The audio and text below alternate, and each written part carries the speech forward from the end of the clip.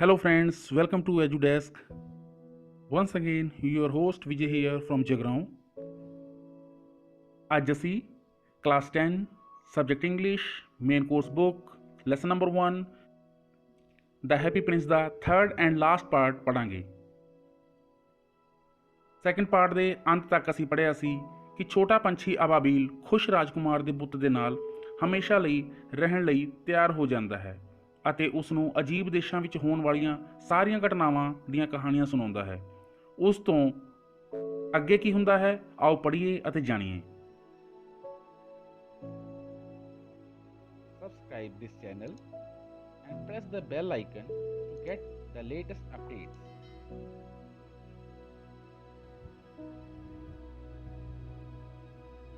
Number 10.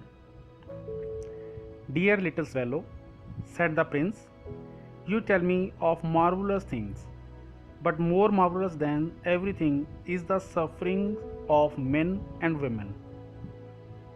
ਰਾਜਕੁਮਾਰ ਨੇ ਕਿਹਾ, ਪਿਆਰੇ ਛੋਟੇ ਅਬਾਬੀਲ, ਤੂੰ ਮੈਨੂੰ ਅਨੋਖੀਆਂ ਗੱਲਾਂ ਸੁਣਾ ਰਿਹਾ ਹੈ, ਪਰ ਕਿਸੇ ਵੀ ਚੀਜ਼ ਤੋਂ ਵੱਧ ਅਨੋਖਾ ਮਰਦਾਂ ਅਤੇ ਔਰਤਾਂ ਦਾ ਦੁੱਖ ਹੁੰਦਾ ਹੈ। There is no mystery so great as misery. ਕੋਈ ਵੀ ਦੁੱਖ, ਕੋਈ ਵੀ ਰਹੱਸ ਇੰਨਾ ਵੱਡਾ ਨਹੀਂ ਹੁੰਦਾ ਜਿੰਨਾ ਕਿ ਦਰਦ ਦਾ ਰਹੱਸ। Fly over my city, little swallow, and tell me what you see there. ਛੋਟੇ ਅਬਾਬੀਲ, ਮੇਰੇ ਸ਼ਹਿਰ ਦੇ ਉੱਪਰੋਂ ਉੱਡ ਕੇ ਮੈਨੂੰ ਦੱਸ ਕਿ ਤੈਨੂੰ ਉੱਥੇ ਕੀ ਕੁਝ ਦਿਖਾਈ ਦਿੱਤਾ ਹੈ।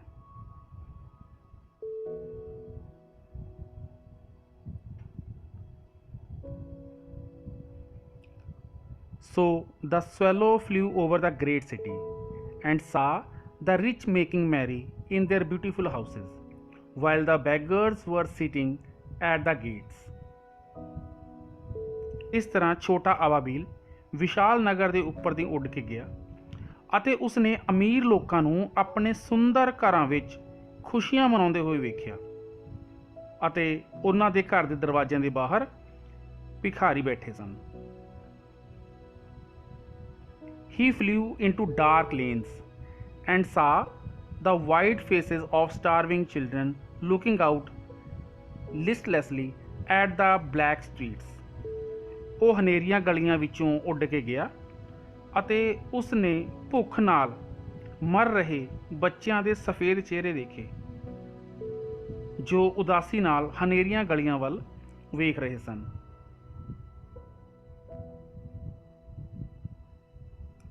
Under the archway of the bridge, two little boys were lying in each other's arms to try to keep themselves warm. ਪੁਲ ਦੀ ਗੋਲਾਦਾਰ ਛੱਤ ਦੇ ਹੇਠਾਂ ਦੋ ਛੋਟੇ ਲੜਕੇ ਆਪਣੇ ਆਪ ਨੂੰ ਗਰਮ ਰੱਖਣ ਦਾ ਯਤਨ ਕਰਦੇ ਹੋਏ ਇੱਕ ਦੂਜੇ ਦੀਆਂ ਬਾਹਾਂ ਵਿੱਚ ਪਏ ਸਨ। How hungry we are, they said. ਉਹਨਾਂ ਨੇ ਕਿਹਾ, ਅਸੀਂ ਕਿੰਨੇ ਭੁੱਖੇ ਹਾਂ। You must not lie here. ਤੁਸੀਂ ਇੱਥੇ ਬਿਲਕੁਲ ਨਹੀਂ ਲੇਟਣਾ ਹੈ। Shouted the watchman. ਚੌਂਕੀਦਾਰ ਚਿল্ਲਾਇਆ। And they wandered out into the rain. ਅਤੇ ਉਹ ਬਾਹਰ ਮੀਂਹ ਵਿੱਚ ਭਟਕਣ ਲੱਗੇ।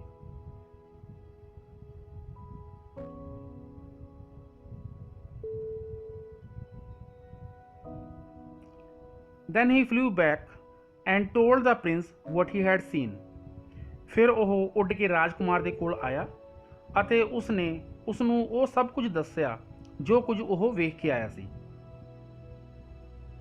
I am covered with fine gold, said the prince. ਰਾਜਕੁਮਾਰ ਨੇ ਕਿਹਾ, ਮੈਂ ਸੋਨੇ ਦੇ ਪੱਤਰਿਆਂ ਨਾਲ ਢਕਿਆ ਹੋਇਆ ਹਾਂ। You must take it off leaf by leaf and give it to the poor. ਤੂੰ ਇਸ ਨੂੰ ਇੱਕ ਇੱਕ ਕਰਕੇ ਉਤਾਰ ਲੈ ਅਤੇ ਗਰੀਬਾਂ ਦੇ ਵਿੱਚ ਵੰਡ ਦੇ।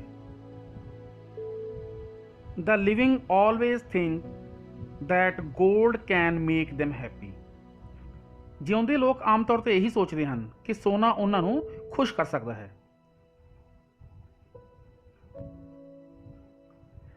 Leaf after leaf of the fine gold the swallow picked off, till the happy prince looked quite dull and grey. ਇੱਕ ਇੱਕ ਪੱਤਰਾ ਕਰਕੇ ਅਬਾਬੀਲ ਨੇ ਬਰੀਕ ਸੋਨੇ ਨੂੰ ਉਤਾਰਿਆ ਜਦੋਂ ਤੱਕ ਕਿ ਹੈਪੀ ਪ੍ਰਿੰਸ ਜਾਂ ਉਹ ਰਾਜਕੁਮਾਰ ਭੂਰਾ ਅਤੇ ਭੱਦਾ ਦਿਖਾਈ ਨਾ ਦੇਣ ਲੱਗਿਆ। Leaf after leaf of the fine gold he brought to the poor and the children's faces grew rosier. ਇੱਕ ਇੱਕ ਪੱਤਰਾ ਕਰਕੇ ਉਸਨੇ ਸੋਨਾ ਗਰੀਬਾਂ ਨੂੰ ਲਿਆ ਕੇ ਦਿੱਤਾ ਅਤੇ ਹੁਣ ਬੱਚਿਆਂ ਦੇ ਚਿਹਰੇ 'ਤੇ ਲਾਲੀ ਆ ਗਈ। And they laughed and played in the streets, ਅਤੇ ਉਹ ਗਲੀਆਂ ਦੇ ਵਿੱਚ ਹੱਸਣ ਅਤੇ ਖੇਡਣ ਲੱਗ ਪਏ। ਵੀ ਹੈਵ ਬ੍ਰੈਡ ਨਾਓ ਦੇ ਕਰਾਈਡ। ਹੁਣ ਉਹ ਚਿਲਾਉਣ ਲੱਗ ਪਏ ਕਿ ਹੁਣ ਸਾਡੇ ਕੋਲ ਰੋਟੀ ਹੈ। Then the snow came and after the snow came the frost. ਫਿਰ ਬਰਫ਼ ਪੈਣ ਲੱਗ ਪਈ ਅਤੇ ਬਰਫ਼ ਤੋਂ ਬਾਅਦ ਕੋਰਾ ਪੈਣ ਲੱਗ ਪਿਆ। The streets looked as if they were made of silver. ਗਲੀਆਂ ਇੱਦਾਂ ਲੱਗਣ ਲੱਗ ਪਈਆਂ ਜਿੱਦਾਂ ਕਿ ਚਾਂਦੀ ਦੀਆਂ ਬਣੀਆਂ ਹੋਣ।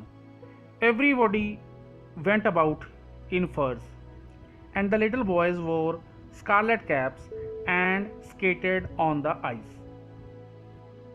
ਸਾਰੇ ਲੋਕ ਚਮੜੇ ਦੇ ਬਣੇ ਹੋਏ ਪੋਸ਼ਾਕਾਂ ਪਹਿਨ ਕੇ ਘੁੰਮ ਰਹੇ ਸਨ ਅਤੇ ਛੋਟੇ ਲੜਕੇ ਲਾਲ ਟੋਪੀਆਂ ਪਹਿਨ ਕੇ ਬਰਫ਼ 'ਤੇ ਸਕੇਟਿੰਗ ਕਰ ਰਹੇ ਸਨ।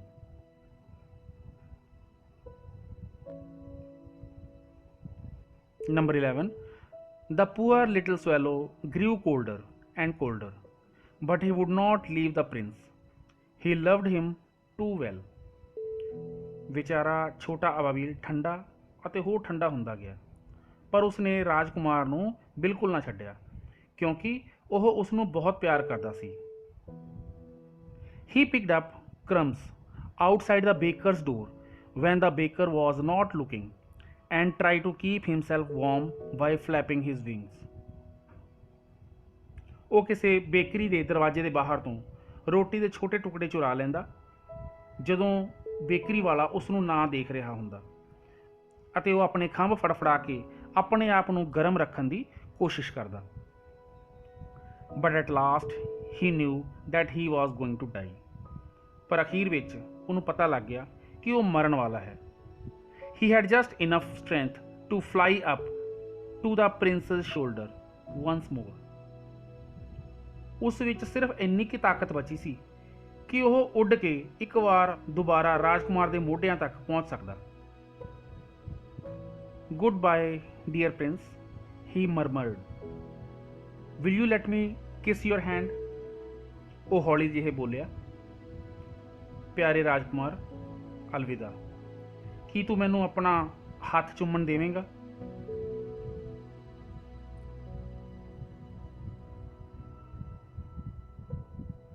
I am glad that you are going to Egypt at last, little swallow, said the prince.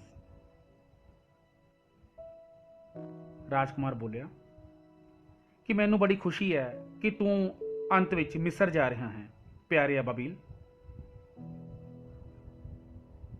You have stayed too long here, but you must kiss me on the lips, for I love you. ਤੂੰ ਮੇਰੇ ਕੋਲ ਬਹੁਤ ਦੇਰ ਤੱਕ ਰੁਕਿਆ ਰਿਹਾ ਹੈ, ਪਰ ਤੈਨੂੰ ਮੇਰੇ ਬੁੱਲ੍ਹਾਂ ਉੱਪਰ ਚੁੰਮਣਾ ਪਵੇਗਾ ਕਿਉਂਕਿ ਮੈਂ ਤੈਨੂੰ ਬਹੁਤ ਜ਼ਿਆਦਾ ਪਿਆਰ ਕਰਦਾ ਹਾਂ। It is not to Egypt that I am going, said the swallow. ਉਹ ਪੰਛੀ ਅਬਾਬੀਲ ਕਹਿਣ ਲੱਗਿਆ ਕਿ ਮੈਂ ਮਿਸਰ ਨਹੀਂ ਜਾ ਰਿਹਾ ਹਾਂ। I am going to the house of death. ਮੈਂ ਮੌਤ ਦੇ ਘਰ ਜਾ ਰਿਹਾ ਹਾਂ। Death is the brother of sleep, is he not? ਮੌਤ ਜੋ ਹੈ ਉਹ ਨੀਂਦ ਦਾ ਭਰਾ ਹੈ, ਕੀ ਅਜਿਹਾ ਨਹੀਂ ਹੈ? And he kissed the happy prince on the lips and fell down dead at his feet. ਅਤੇ ਉਸਨੇ ਰਾਜਕੁਮਾਰ ਦੇ ਬੁੱਲ੍ਹਾਂ ਨੂੰ ਚੁੰਮਿਆ ਅਤੇ ਮਰ ਕੇ ਉਸ ਦੇ ਪੈਰਾਂ ਵਿੱਚ ਹੀ ਡਿੱਗ ਪਿਆ।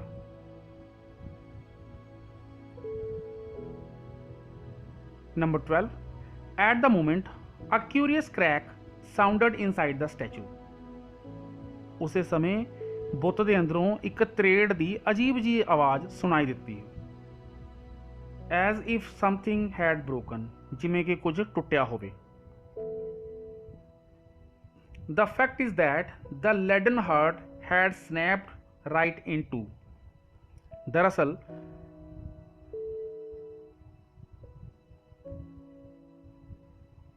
ਅਸਲ ਵਿੱਚ ਇਹ ਸੋਨੇ ਦਾ ਬਣਿਆ ਹੋਇਆ ਦਿਲ ਸੀ ਜੋ ਟੁੱਟ ਕੇ ਦੋ ਟੁਕੜੇ ਹੋ ਗਿਆ ਸੀ। It certainly was dreadfully hard frost. ਕਹਿੰਦਾ ਜ਼ਰੂਰ ਹੀ ਭਿਆਨਕ ਢੰਗ ਨਾਲ ਕੋਰਾ ਪੈ ਰਿਹਾ ਸੀ।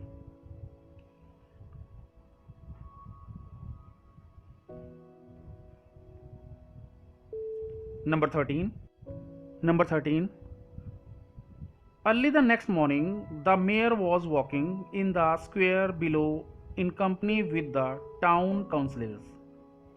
ਅਗਲੇ ਦਿਨ ਸ਼ਹਿਰ ਦਾ ਜਿਹੜਾ ਮੇਅਰ ਸੀ ਉਹ ਆਪਣੀ ਸਭਾ ਦੇ ਮੈਂਬਰਾਂ ਦੇ ਨਾਲ ਹੇਠਲੇ ਚੌਰਾਹੇ ਵਿੱਚ ਦੀ ਲੰਘ ਰਿਹਾ ਸੀ।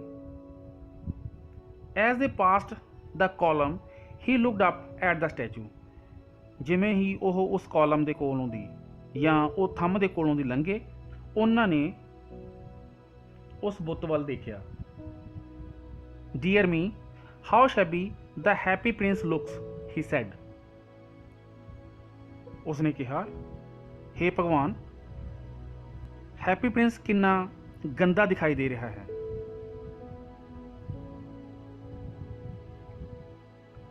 How shabby indeed, cried the town councillors, who always agreed with the mayor, and they went up to look at it. ਸਭਾ ਦੇ ਜਿਹੜੇ ਮੈਂਬਰ ਸੀ ਉਹ ਚਿल्लाए ਕਿ ਸੱਚਮੁੱਚ ਕਿੰਨਾ ਗੰਦਾ ਹੈ, ਜਿਹੜੇ ਕਿ ਸਦਾ ਹੀ ਮੇਅਰ ਨਾਲ ਸਹਿਮਤ ਰਹਿੰਦੇ ਸਨ, ਅਤੇ ਉਹ ਇਸ ਨੂੰ ਦੇਖਣ ਲਈ ਉੱਪਰ ਚੜ੍ਹ ਗਏ। The ruby has fallen out of his sword, the eyes are gone, and he is golden no longer. ਇਸ ਦੀ ਤਲਵਾਰ 'ਚੋਂ ਹੀਰਾ ਡਿੱਗ ਚੁੱਕਿਆ ਹੈ, ਇਸ ਦੀਆਂ ਅੱਖਾਂ ਵੀ ਨਹੀਂ ਰਹੀਆਂ ਹਨ, ਅਤੇ ਹੁਣ ਇਹ ਸੋਨੇ ਦਾ ਵੀ ਨਹੀਂ ਰਿਹਾ। said the mayor. ਉਹ ਮੇਅਰ ਕਹਿਣ ਲੱਗਿਆ, in fact he is a little better than a beggar. ਅਸਲ ਵਿੱਚ ਇਹ ਕਿਸੇ ਭਿਖਾਰੀ ਨਾਲੋਂ ਵਧੀਆ ਨਹੀਂ ਲੱਗ ਰਿਹਾ। and here is actually a dead bird at his feet. ਅਤੇ ਇੱਧਰ ਦੇਖੋ, ਉਸ ਦੇ ਪੈਰਾਂ ਵਿੱਚ ਸੱਚਮੁੱਚ ਇੱਕ ਮਰਿਆ ਹੋਇਆ ਪੰਛੀ ਪਿਆ ਹੈ। continued the mayor. ਮੇਅਰ ਨੇ ਕਹਿਣਾ ਜਾਰੀ ਰੱਖਿਆ, we must really issue a proclamation that birds are not to be allowed to die here. ਸਾਨੂੰ ਸੱਚਮੁੱਚ ਇੱਕ ਘੋਸ਼ਣਾ ਕਰ ਦੇਣੀ ਚਾਹੀਦੀ ਹੈ, ਘੋਸ਼ਣਾ ਪੱਤਰ ਜਾਰੀ ਕਰਨਾ ਚਾਹੀਦਾ ਹੈ ਕਿ ਪੰਛੀਆਂ ਨੂੰ ਇੱਥੇ ਮਰਨ ਦੀ ਇਜਾਜ਼ਤ ਨਹੀਂ ਹੈ। and the town clerk made a note of the suggestion. ਅਤੇ ਨਗਰ ਦੇ ਕਲਰਕ ਨੇ ਇਸ ਸੁਝਾਅ ਨੂੰ ਨੋਟ ਕਰ ਲਿਆ। so they pulled down the statue of the happy prince. ਇਸ ਲਈ ਉਹਨਾਂ ਨੇ ਉਸ ਹੈਪੀ ਪ੍ਰਿੰਸ ਦੇ ਬੁੱਤ ਨੂੰ ਹੇਠਾਂ ਸਿੱਟ ਦਿੱਤਾ। as he is no longer beautiful, he is no longer useful. ਕਿਉਂਕਿ ਹੁਣ ਇਹ ਨਾ ਤਾਂ ਸੁੰਦਰ ਰਿਹਾ ਹੈ ਅਤੇ ਨਾ ਹੀ ਇਸ ਦਾ ਕੋਈ ਲਾਭ ਹੈ। said the art professor at the university. University ਦੇ ਕਲਾ ਦੇ ਪ੍ਰੋਫੈਸਰ ਨੇ ਇਹ ਗੱਲ ਕਹੀ।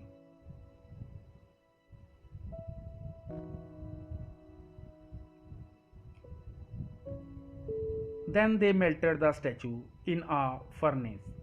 ਫਿਰ ਉਹਨਾਂ ਨੇ ਉਸ ਬੁੱਤ ਨੂੰ ਇੱਕ ਭੱਠੀ ਵਿੱਚ ਪਿਘਲਾਇਆ। what a strange thing. ਕਿੰਨੀ ਅਜੀਬ ਗੱਲ ਹੈ, said the overseer of the workmen at the foundry. ਢਲਾਈ ਘਰ ਵਿੱਚ ਕੰਮ ਕਰਨ ਵਾਲਿਆਂ ਵਿੱਚੋਂ ਇੱਕ ਨਿਗਰਾਨ ਨੇ ਕਿਹਾ, this broken lead heart will not melt in the furnace. ਕਹਿੰਦਾ ਇਹ ਜਿਹੜਾ ਟੁੱਟਿਆ ਹੋਇਆ ਸਿੱਕੇ ਦਾ ਦਿਲ ਹੈ ਉਹ ਭੱਠੀ ਵਿੱਚ ਨਹੀਂ ਪਿਘਲੇਗਾ। we must throw it away. ਸਾਨੂੰ ਇਸ ਨੂੰ ਸੁੱਟ ਦੇਣਾ ਚਾਹੀਦਾ ਹੈ। so they threw it on a dust heap where the dead swallow was also lying. ਇਸ ਲਈ ਉਹਨਾਂ ਨੇ ਇਸ ਨੂੰ ਧੂੜ ਦੇ ਢੇਰ ਉੱਪਰ ਸਿੱਟ ਦਿੱਤਾ ਜਿੱਥੇ ਕਿ ਮਰਿਆ ਹੋਇਆ ਅਬਾਬੀਲ ਵੀ ਪਿਆ ਹੋਇਆ ਸੀ।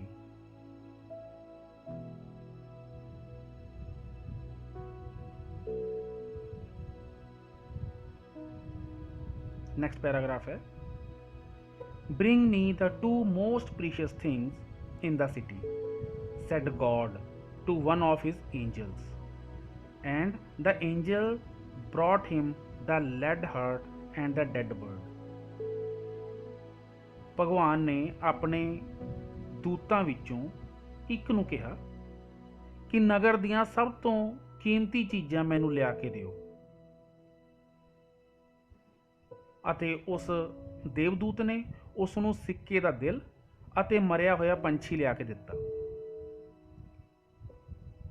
Next and last paragraph. You have rightly chosen said God. ਪਰਮਾਤਮਾ ਨੇ ਕਿਹਾ, ਭਗਵਾਨ ਨੇ ਕਿਹਾ, ਤੁਸੀਂ ਠੀਕ ਚੋਣ ਕੀਤੀ ਹੈ। For in my garden of paradise this little bird shall sing forever more, and in my city of gold the happy prince shall praise me। ਕਿਉਂਕਿ ਮੇਰੇ ਸਵਰਗ ਵਾਲੇ ਬਗੀਚੇ ਵਿੱਚ ਇਹ ਛੋਟਾ ਪੰਛੀ ਭਵਿੱਖ ਵਿੱਚ ਸਦਾ ਦੇ ਲਈ ਗਾਇਆ ਕਰੇਗਾ ਅਤੇ ਹੈਪੀ ਪ੍ਰਿੰਸ ਮੇਰੇ ਸੁਨਹਿਰੀ ਨਗਰ ਵਿੱਚ ਮੇਰਾ ਗੁਣਗਾਨ ਗਾਇਆ ਕਰੇਗਾ, ਮੇਰੀ ਪ੍ਰੇਜ਼ ਕਰਿਆ ਕਰੇਗਾ।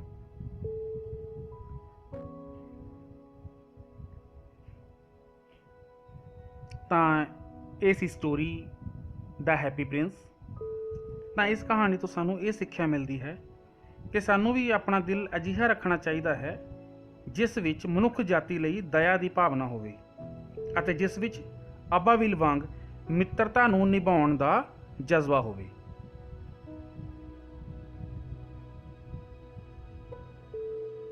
ਇਸ ਪੂਰੇ ਲੈਸਨ ਨੂੰ 3 ਪਾਰਟਸ ਵਿੱਚ ਡਿਵਾਈਡ ਕਰਕੇ ਅਸੀਂ ਪੜ੍ਹਿਆ ਹੈ। ਆਈ ਹੋਪ ਕਿ ਤੁਹਾਨੂੰ ਇਹ ਲੈਸਨ ਚੰਗੀ ਤਰ੍ਹਾਂ ਸਮਝ ਆ ਗਿਆ ਹੈ। ਜਲਦੀ ਹੀ ਦੁਬਾਰਾ ਮਿਲਦੇ ਹਾਂ। Till then, have a nice time. Thank you all. Thank you very much.